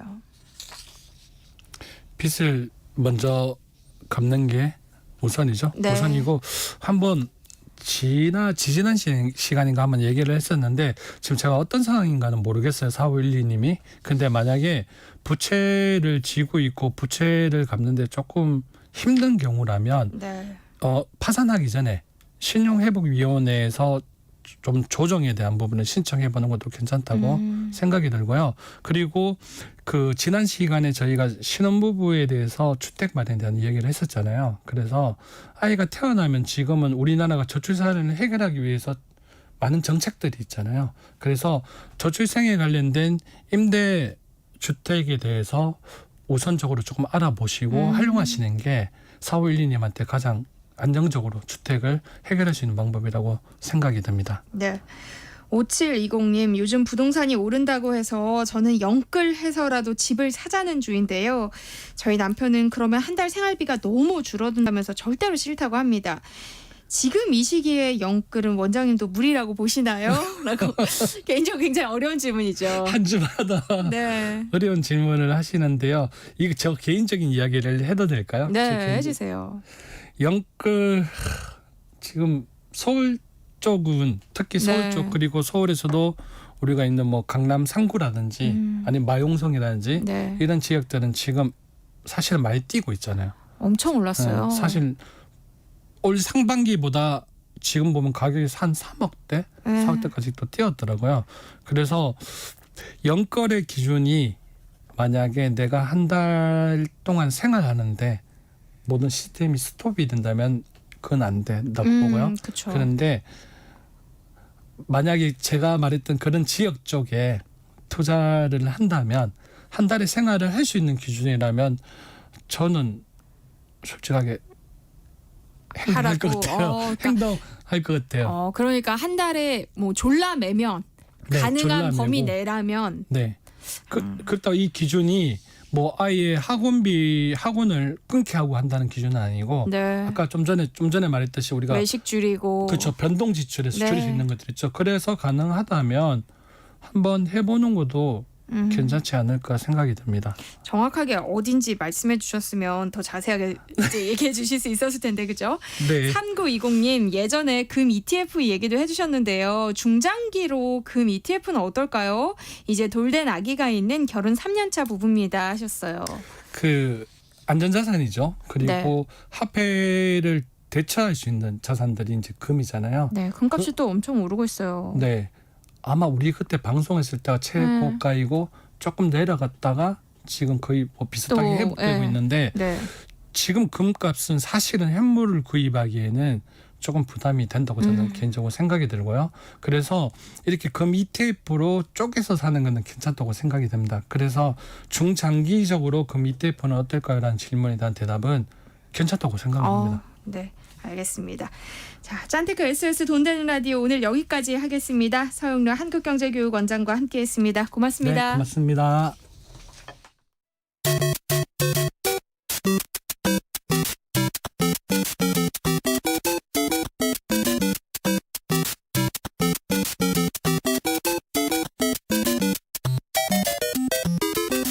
아직도 게임을 그저 놀이로만 보시나요? 인문학적 관점으로 살펴보면 게임 속에 숨어있는 메시지가 보인다고 하는데요. 게임에 대한 오해를 풀고 세대 간극을 좁히는 시간입니다. 해시태그 게임 인문학 이경혁 게임 제너레이션 편집장과 함께합니다. 안녕하세요. 안녕하세요. 이경혁입니다. 오늘은 어떤 게임 이야기 해주실 거예요? 예, 오늘은 조금 신기한 얘기를 좀 해보려고 하는데 그 여러 게임기 중에 네. 조이스틱이나 키보드 같은 거 말고 오락실이나 집에서 총이 달린 게임기를 보신 적이 있으세요? 그럼요. 예, 총으로 화면에 이렇게 뭘 쏘고 그쵸. 맞추면 뭐가 이렇게 떨어지고 텔레비전이나 이런 화면에 연결하는 그런 광선총으로 플레이하는 게임들이 있습니다. 직접 보시기도 하셨을 텐데 그러면 혹시 내가 이 광선총으로 텔레비전을 겨눴을 때 얘는 어떻게 저게 맞았다는 걸 알 수 있을까도 생각해 보셨나요? 아니요. 이상하죠. 예. 네. 지금 생각하면 굉장히 이상한데 이게 일종의 마술 같은 눈속임이 살짝 있습니다. 우리가 그냥 보면 화면에 총을 쏘는 것 같잖아요. 근데 사실은 화면에 보여주는 정보를 총이 받는 구조예요.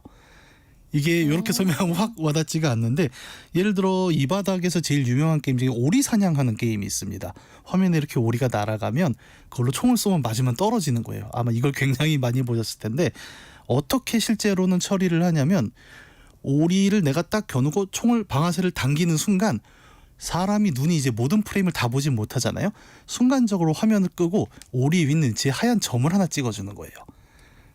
그러면 광선총 끝에 카메라가 달려 있거든요. 네. 그걸로 하얀색이 들어왔나 안 들어왔나 체크를 해서 오.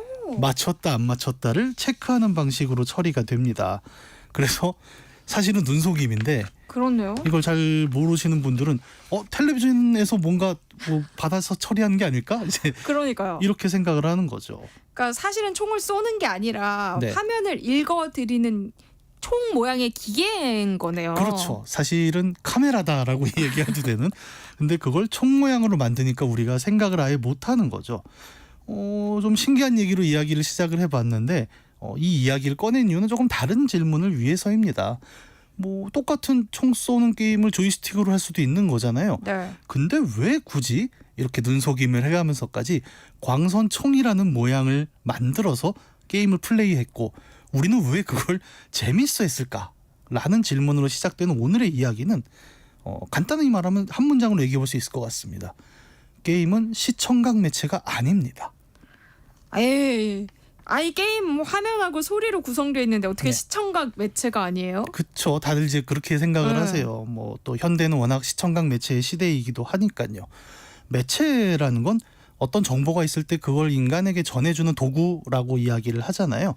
결국 근데 이 전달된 정보를 우리가 이해하기 위해서는 우리가 가진 감각 중에 하나에 닿아야 합니다. 근데 그중에 현재 가장 많이 쓰이는 게 시각과 청각, 보는 것과 듣는 감각이니까 우리는 시청각 매체의 시대를 살고 있는 건데 한편으로는 시청각이라고 얘기하지만 그중에도 비중이 좀 무겁다고 하면 시각에 더 가는 부분이 있어요. 요즘 이게 그쵸. 굉장히 아이러니한 현상으로 나오는 게 저는 스마트폰이라고 보는데 이름이 전화기거든요. 근데 스마트폰에 새 기술이 나왔다고 할 때 음성이 더 개선되었습니다라는 얘기는 절대 나오지 않습니다. 네. 그런데 항상 뭐래요? 새로운 디스플레이가 추가되었습니다. 더 높은 해상도로 작동합니다. 전화기도 시각 정보 매체로 다뤄지고 있는 게 요즘의 현실이죠.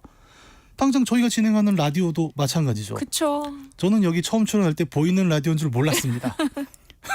완전히 속아서 나왔는데 네. 집에 가니까 유튜브에 제 얼굴이 나오더라고요. 그러니까요. 예전에는 라디오가 청각 매체였는데. 네. 요새는 그냥 라디오도 시청각 매체라고 불러도 과언이 아닐 네. 정도로 굉장히 이제 현대가 시청각이라는 감각을 중심으로 돌아가고 있는 상황인데 게임은 왜 시청각 매체가 아니라라고 제가 말씀을 드리냐? 네. 여기에는 한 가지 감각이 더 들어가는데 촉각입니다. 촉각이요? 네. 아니 이렇게 우리 손으로 이렇게 만질 때 느끼는 그런 감각이 예. 게임에도 들어간다는 말씀이신 거예요? 네.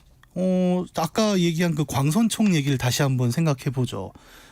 사실은 총이 어디에 떨어진다라는 걸 이렇게 조준점, 커서 같은 걸로 맞춰서 우리가 눈으로도 충분히 플레이할 수 있는데 굳이 우리는 버튼을 누르거나 이런 방식이 아니라 꼭 손가락 끝에 걸리는 그 방아쇠를 당겼을 때 진짜 총 쏘는 감각이 생긴다라고 이해를 하니까 어떤 이 총 쏘는 게임들을 총으로 하면 더 재밌다라고 느끼거든요. 네. 이 아까 얘기한 오리사냥 게임에서 방아쇠를 당긴다라는 이 손가락 끝의 감각이 사실 이 게임의 핵심을 다루는 일종의 감각이라는 거고 그렇다면 이 매체 오리사냥을 하는 게임의 중심에는 시청각이란 두 개의 감각만으로는 다 설명할 수 없는 무언가가 있다는 얘기가 되는 거죠.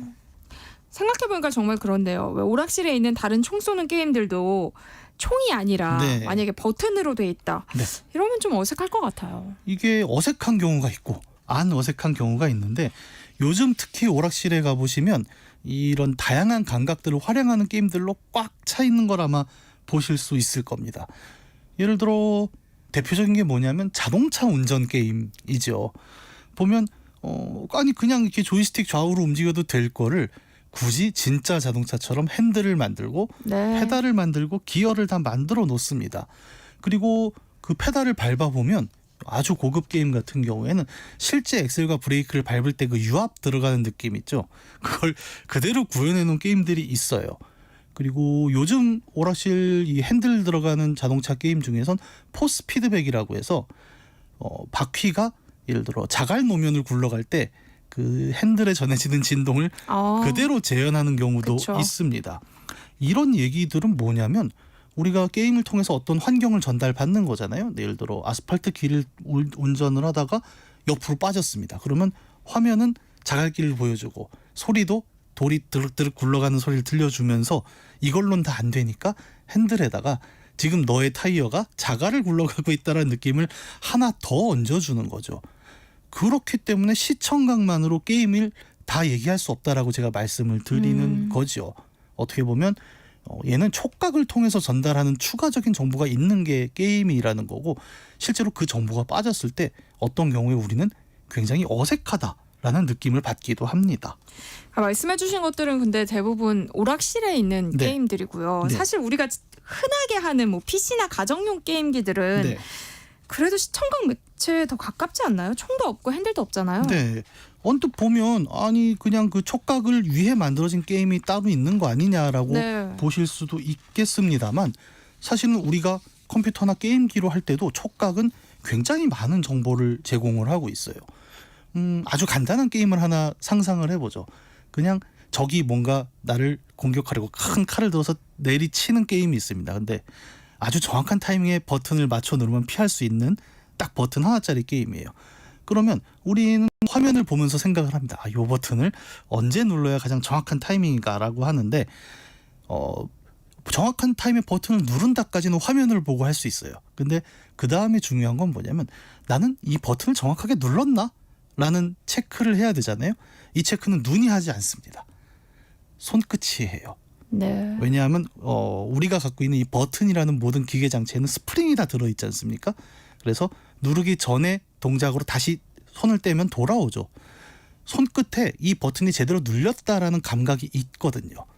이거는 키보드를 쓰시는 분들이 굉장히 잘 알아요. 우리는 화면에 글자를 입력할 때 익숙해지면 키보드를 보지 않아요. 그런데도 가끔 그렇죠. 나 오타 났어라는 걸 알죠. 왜냐하면 내 손이 잘못된 키를 눌렀다는 걸 촉각으로 체크를 해주기 때문입니다. 앞서 매체는 정보를 전달한다고 말씀을 드렸잖아요.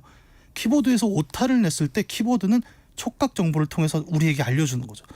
너 지금 오타 났어 라는 얘기를 하는 거고, 대부분의 게임들은 이 촉각을 통한 피드백을 굉장히 다양하게 활용을 하고 있습니다. 예를 들어 실제 게임을 만들 때 게임 버튼은 두 가지 동작을 같이 체크를 해요. 버튼을 처음 누른 시점과 이 사람이 버튼을 언제 뗐느냐의 시점을 같이 체크를 하거든요. 그럼 이 시간차를 가지고 뭔가 다른 액션을 만들어낼 수도 있는 거고, 그리고 이 버튼을 눌렀다 떼는 순간을 사용자에게 알려줌으로써 네가 총 몇 초간 버튼을 눌렀다라는 감각을 제공하기도 하는 거죠. 이것처럼 뭐랄까, 이 버튼 혹은 스틱이란 입력 장치들은 말 그대로 입력 장치로만 기능하지는 않아요.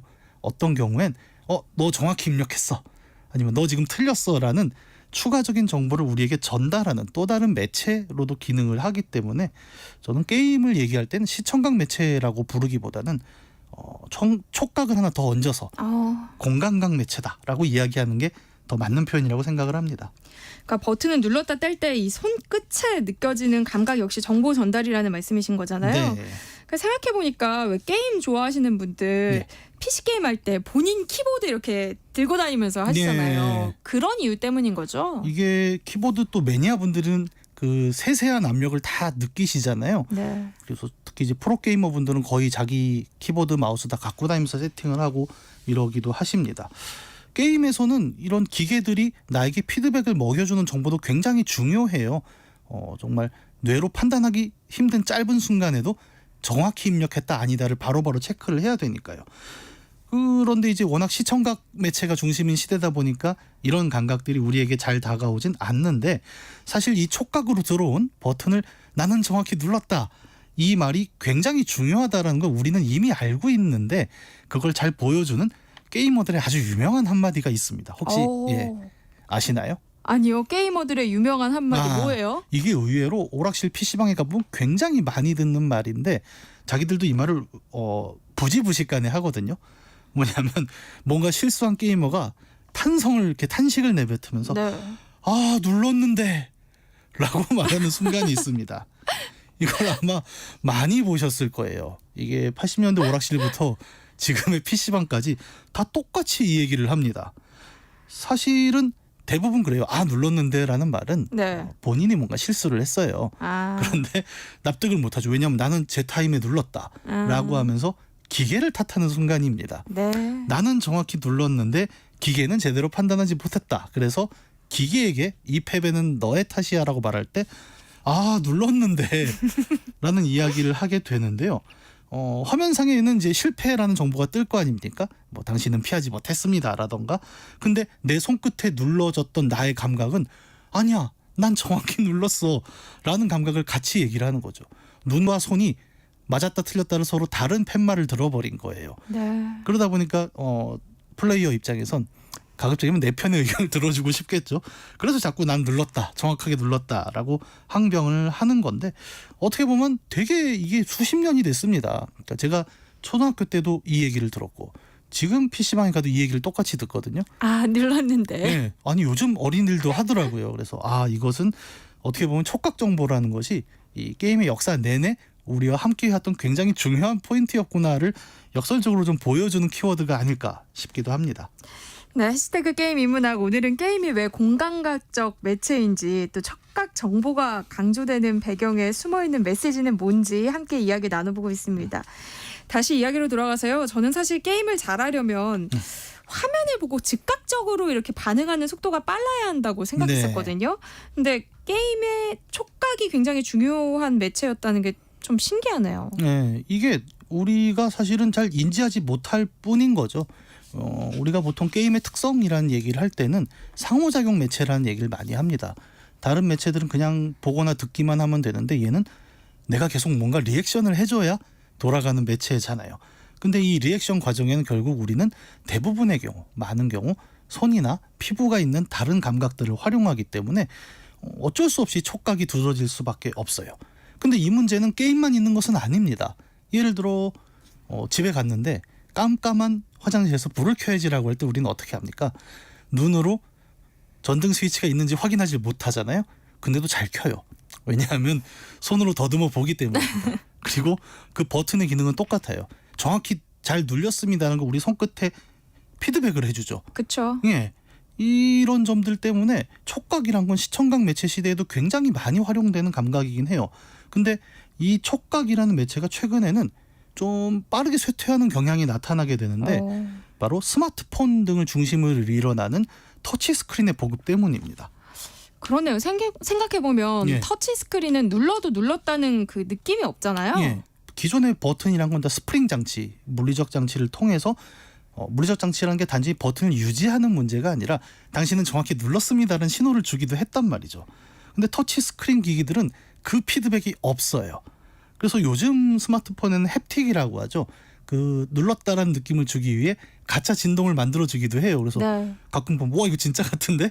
라고 놀라기도 하는데 아무래도 진짜 버튼만큼의 정확한 피드백은 아니라는 점이 있고요.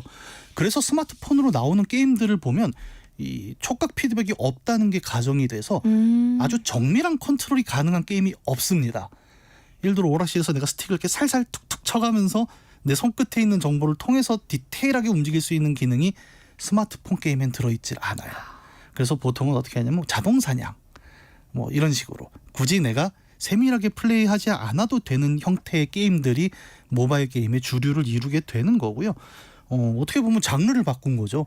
그렇네요. 예, 이 손끝의 감각을 활용한다 안 한다라는 기기의 차이가 요즘 시대에는 터치 스크린 시대에는 아예 다른 장르의 게임이 유행하게 만들어내는 변화도 있었다는 겁니다.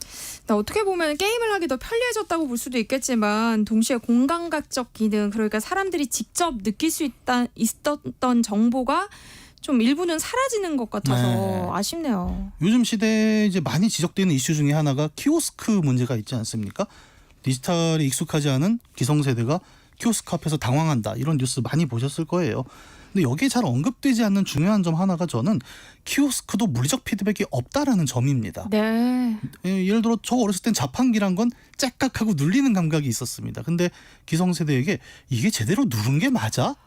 라고 의심을 주게 만드는 게 터치 스크린의 키오스크라는 거죠. 그래서 터치 스크린의 보편화라는 건 단지 입력 인터페이스가 바뀌었다라는 것에 머무르는 게 아니라 작게는 게임 같은 경우에 장르와 문법이 바뀌었다고 말씀을 드렸고 일상생활에서는 그 아주 작은 피드백이었지만 나는 정확히 눌렀다라는 회신을 주지 않는 시대로 우리 사회의 인터페이스가 넘어간다라는 이야기가 되기도 하는 거죠.